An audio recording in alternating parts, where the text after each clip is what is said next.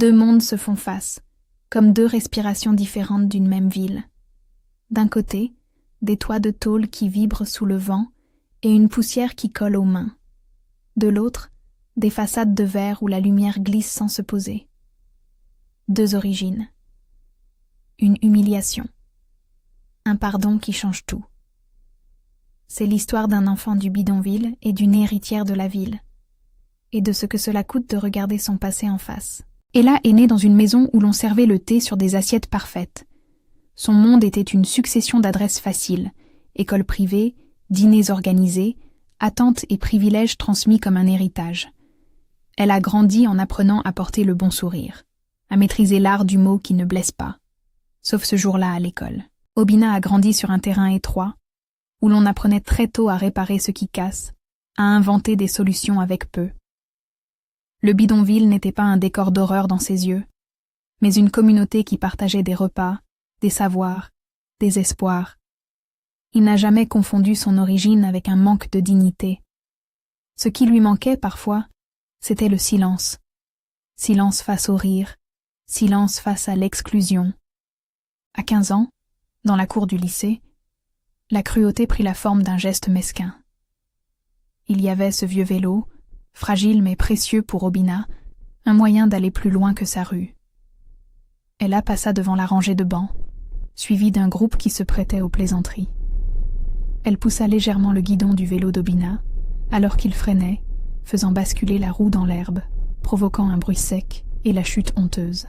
Puis, pour que le rire soit complet, quelqu'un laissa tomber un sac de détritus plastifié sur la table d'Obina. Papier, épluchure, objet qui disait « Tu n'as pas ta place ici ». Les rires roulèrent comme une vague. Obina resta immobile, la poussière dans les cheveux, la bouche serrée. La blessure n'était pas seulement physique. Elle s'insinua dans la mémoire, dans la manière de regarder le monde. La scène fut claire, précise. Gestes, regards, paroles acérées. Ella, adolescente, cherchait alors à se fondre dans la norme. Elle n'imaginait pas l'empreinte que laisserait son geste. Elle n'avait pas envisagé que celui qu'elle humiliait deviendrait, des années plus tard, l'homme face auquel elle devrait tenir parole. Mais l'histoire ne s'est pas arrêtée dans cette cour. Ce qu'elle n'avait pas prévu, c'était qu'Obina prendrait le poids de l'humiliation et le transformerait en une force discrète. Il travailla la nuit, étudia les manuels qu'on lui donnait, accepta des contrats mal payés pour financer une formation. Il trouva des alliés, un professeur qui remarqua sa curiosité pour les machines, une association qui lui offrit un atelier pour apprendre l'électronique, des voisins qui gardèrent son outil lorsqu'il n'en avait pas. Rien de miraculeux dans ses pas, juste de l'obstination, des portes ouvertes par d'autres mains, et la décision de ne pas laisser la colère le gouverner. Avec le temps, Obina devint ingénieur, puis entrepreneur. Il fonda Obitech, une petite entreprise qui cherchait à rendre les infrastructures urbaines plus humaines, systèmes d'eau, capteurs de pollution, solutions adaptées aux quartiers fragiles. Obitech grandit au rythme d'années longues, d'obstacles réglementaires, de nuits blanches, d'emprunts difficiles et d'un réseau fragile mais réel. Le succès d'Obina n'effaça pas son passé. Il le portait comme une responsabilité. La réussite n'était pas une preuve que tout est possible pour quiconque sans entrave. Elle était le résultat d'efforts, d'appuis, de sacrifices partagés. Pendant ce temps, Ella avançait selon la trajectoire attendue. Promotion, événements, photos. À l'intérieur, pourtant, quelque chose s'usait. Les moments où il fallait regarder au fond d'elle-même devinrent de plus en plus fréquents. Un soir, en parcourant un article sur Obitech, elle trouva une photo d'un sourire d'homme qu'elle avait connu. Elle reconnut la mâchoire, les yeux. La mémoire de la cour d'école revint, nette comme une coupure. La culpabilité la prit à la gorge. Insomnie, recherche d'informations, la répétition des mêmes images. Elle mesurait ce que ses paroles avaient fait, et l'idée d'un pardon la réveillait plus que la conscience de son propre confort. Elle ne voulait pas d'un geste symbolique, rapide, destiné à apaiser sa propre image. Elle voulut dire la vérité. Elle prit un rendez-vous chez Obitech sous prétexte d'une collaboration. La nuit avant l'entretien, elle écrivit et réécrivit les mots. « Je suis venue pour demander pardon. » Elle répéta la sincérité sans autre arrangement. La parole devait venir nue. Le bureau du PDG était une pièce où le soleil entrait en bande, où une photo d'enfance se tenait près d'un diplôme, où une petite plante tenait tête à l'air conditionné. Elle entra en tâtonnant, conscience aiguë de ses mains trop propres. Obina l'accueillit avec politesse. Il n'était ni grandiose ni vindicatif. Sa présence dégageait une calme détermination. Elle s'assit. Les mots arrivèrent d'abord comme une suffocation. « Je vous dois quelque chose depuis longtemps. » Elle racontait l'incident, la chute du vélo, la table encombrée de déchets, les rires. Elle parla en regardant au-delà de sa propre honte, évoquant le poids des années, la culpabilité qui la poussait à chercher réparation. Parfois sa voix trembla, parfois elle se tut. Silence. Obina prit le temps de se souvenir. Il se rappela la douleur, la peur d'être exclu, la manière dont ces images avaient recomposé sa confiance en lui.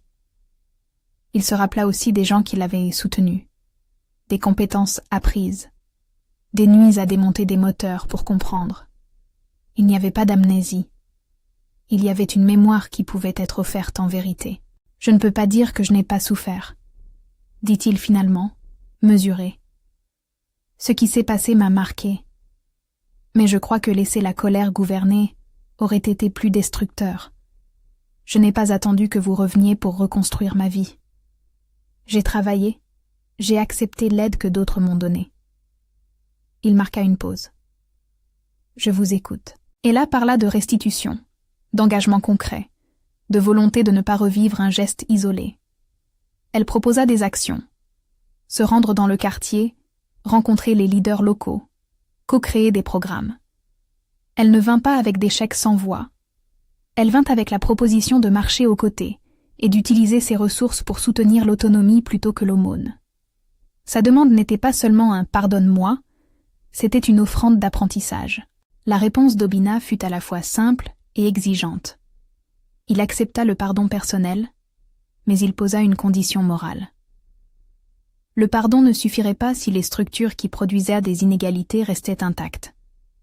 Il demanda que la réparation prenne la forme d'un partenariat réel, co-construit avec la commune du bidonville, les jeunes et les artisans locaux. Il voulait des voix de l'intérieur sur la table des décisions. Il voulait que le pouvoir et les ressources se partagent, pas qu'ils s'imposent. Ce moment fut une bascule. La tension initiale céda la place à une conversation longue, faite de questions et d'écoute. L'échange fut la graine d'une relation qui n'avait rien d'un récit de sauvetage. Leur rapprochement se fit par étapes, sans pression spectaculaire.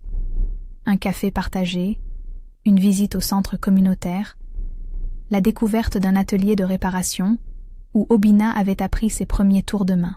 Ils se mirent à parler de leur peur, de leur manque, de la honte et de la honte réparée. Ella partagea sa peur d'être jugée par son milieu. Obina confia ses doutes sur la confiance à accorder. La vulnérabilité, lorsqu'elle est accueillie sans tri, devient matière à construire. L'amour qui naquit entre eux fut lent et ancré. Il ne s'agissait pas d'un désir instantané, mais d'un respect qui se peaufina au fil des jours. Ils répétèrent les gestes de la confiance. Tenir une promesse, venir lorsqu'on avait dit qu'on viendrait, admettre ses erreurs. L'aveu d'amour se produisit un soir, dans la simplicité d'un toit où le bruit de la ville paraissait moins lointain. Ils reconnurent qu'ils voulaient, ensemble, mettre leur union au service d'une idée. La dignité ne se donne pas. Elle se construit avec les personnes concernées. Le mariage fut modeste, à l'image de leur engagement. Quelques proches, des voisins du bidonville invités comme témoins, des collègues d'Obitech et des anciens camarades d'Ella qui vinrent, certains mal à l'aise, d'autres émus. Le plus important n'était pas la célébration, mais la suite, le lancement d'un programme co-construit, pensé depuis le premier entretien jusqu'aux premières réunions avec la communauté. Ils l'appelèrent non pas la fondation d'Ella, mais Pont, pour signifier une construction collective. Ponce n'était pas une structure dirigée d'en haut. Son comité comprenait des jeunes artisans, des enseignantes du quartier, des représentants du centre de réparation, des membres d'Obitech et des résidents. Le programme finança des formations techniques, offrit des micro-bourses pour des études supérieures, équipa un atelier où les jeunes pouvaient apprendre la maintenance et mit en place une gouvernance partagée. Chaque décision stratégique était prise avec un représentant élu du quartier. Le choix même des projets naquit de consultations, de listes d'envies et de priorités élaborées par les habitants. Ils lancèrent également un accompagnement à l'entrepreneuriat local. Accueillir les idées, co-créer des modèles économiques, proposer des contrats équitables entre Obitech et des fournisseurs locaux. Le langage de la collaboration remplaça celui de la charité. Les ressources furent mises au service de l'autonomie. Ils ne prétendirent pas résoudre tous les problèmes. Ils prirent une responsabilité mesurée et transparente. Les premiers résultats ne furent pas spectaculaires du jour au lendemain. Certains jeunes trouvèrent des emplois dans des ateliers rénovés. D'autres reprirent des études. Des familles virent des améliorations tangibles. Mais ils gardèrent toujours en tête une vérité simple. Réparer une blessure privée ne suffit pas à transformer un système. Les inégalités restent, les institutions continuent de peser. Leur initiative était un pas, important, mais limité, dans un paysage plus vaste. La ville, peu à peu, observait ce qui se passait. Certains voisins conservateurs se montrèrent sceptiques. D'autres entreprises vinrent proposer des partenariats. Les habitants du bidonville, eux, restèrent vigilants. La coopération ne se confondait pas avec une absorption de leur voix.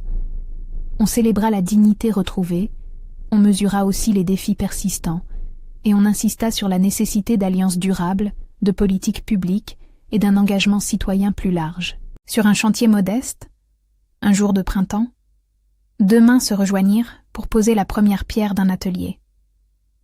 La main d'Obina, marquée par les outils, et la main d'Ella, habituée aux contrats et aux signatures, travaillèrent côte à côte, sans hiérarchie apparente. Elles posèrent une tuile ensemble. Autour d'eux, les voix du quartier parlaient fort et clair. Le geste était simple. La ville et sa périphérie, symboliquement réunies, mais c'était surtout la preuve que la réparation exige la présence des 2 côtés. Cette histoire ne dit pas que toutes les blessures se referment. Elle ne prétend pas offrir une panacée. Elle raconte qu'un mot jeté à l'adolescence pèse longtemps, que la reconnaissance de sa propre erreur peut ouvrir une voie, et que le pardon peut être le début d'un travail exigeant. Elle montre aussi qu'un héritage, qu'il soit de richesse ou de pouvoir, appelle une responsabilité. Investir dans l'autonomie, écouter, partager la table des décisions. Si cette histoire vous interpelle, abonnez-vous et restez pour la suite des récits de transformation dans la description. Partagez maintenant.